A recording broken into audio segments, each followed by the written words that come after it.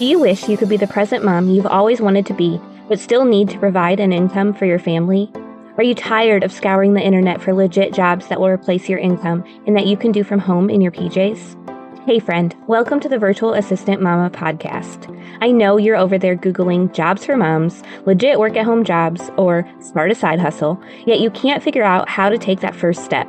So instead, you stay stuck, do nothing, or start random side hustles to try to make quick money. Becoming a virtual assistant is the answered prayer you've been waiting for. My name is Ariana, and I'm a former teacher turned work-at-home mom who replaced my teaching income as a virtual assistant in just 6 months. I did this by taking a step of faith and following the dream that God placed on my heart to be home with my babies. Mama, your dreams pale in comparison to God's dreams for you. Imagine offering services that light you up, working with clients who value you and pay you what you're worth, and having a job that works around your life and not the other way around. This is the podcast for you. It's time to take that first step. Are you ready? Here we go. Now, there are 2 things that you can invest into your business: money and or time. Now, money you can always get that back. I know you might not believe me, but that's true. You can always make more money, but you cannot get back your time. So if you want to save time and replace your income faster so you can be home with your babies, do the things you love to do, and just have more time, then you're going to need to invest in the skills to do it faster with less mistakes. So in this episode, I'll be teaching you how to regain control with these 3 essential steps to get organized and become super productive in your virtual assistant business. These techniques will help you efficiently manage your work from home life so you can have more time to enjoy the things that truly matter to you. Number 1 is prioritizing and breaking down your tasks so you can get organized. The first step to organizing your virtual assistant business is to prioritize and break down your tasks to get yourself organized. So you can do a brain dump and make a list of all of the reoccurring daily, weekly, and monthly tasks that you do to manage your business.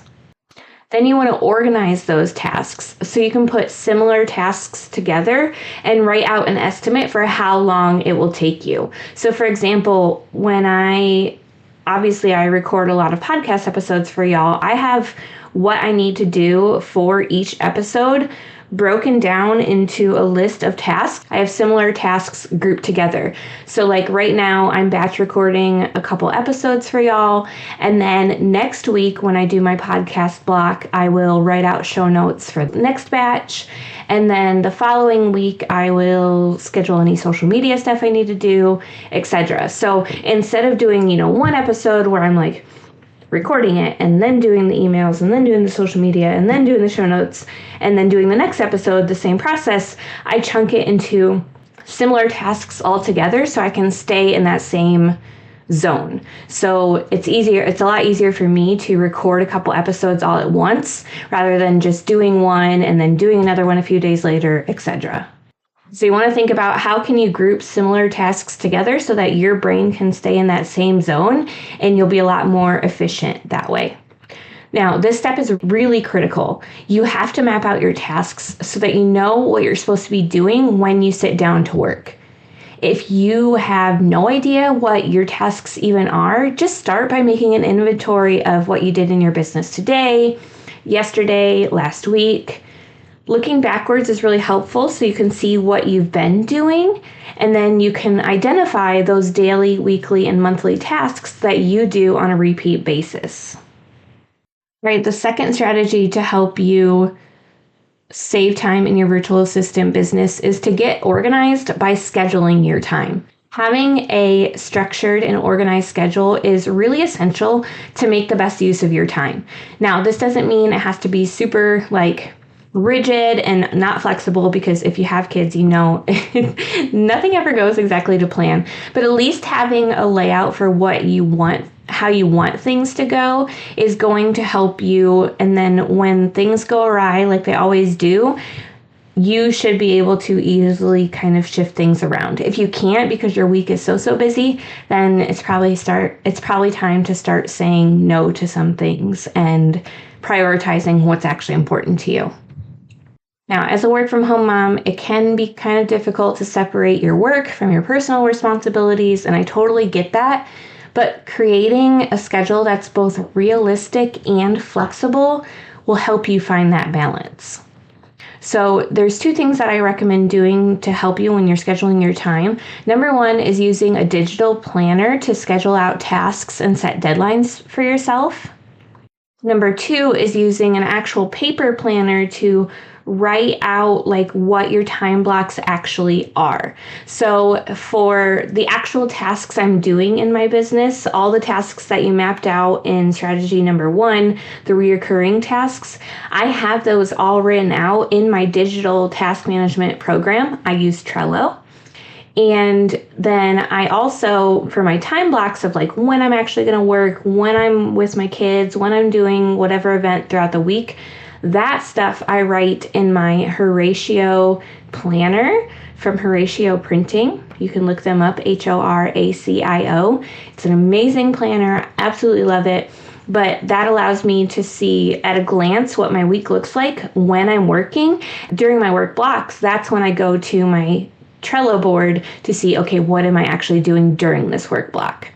Now, if you want to get your hands on my personal Trello board that I use for my business every week, you can go to arianavernier.com/free-weekly-planner, and you can literally get a free copy of my weekly planner that I use with Trello.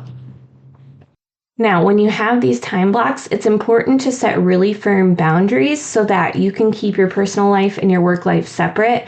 I know if your kids are home with you, you're probably just working in pockets of your day, but you just want to make sure that you're not working when you should be focused on your kids and vice versa.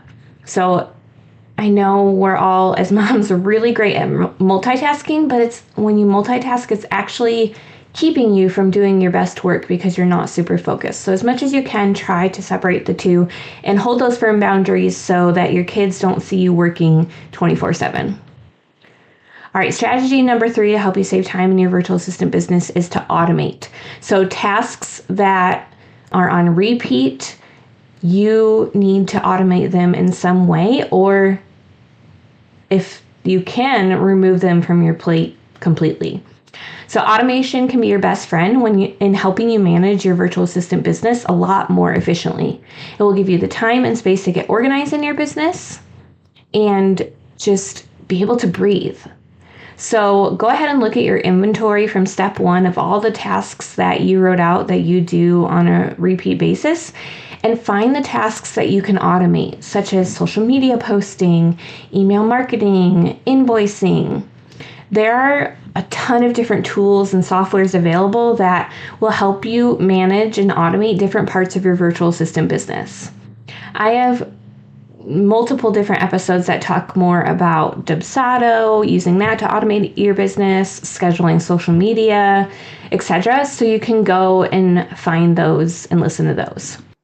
But by automating repetitive tasks, you're going to free up more time to be able to focus on the aspects of your business that actually matter and that move the needle forward for you, such as planning, reaching out to new clients, figuring out new strategies, things like that. So I hope that these tips helped you to get more organized in your virtual assistant business, and by prioritizing your tasks, scheduling your time effectively, and using automation, you can really create an organized and productive virtual assistant business that will allow you to just work a few hours a week, 10 to 15 hours a week, but actually see that income level rise and that time freedom rise and all the things.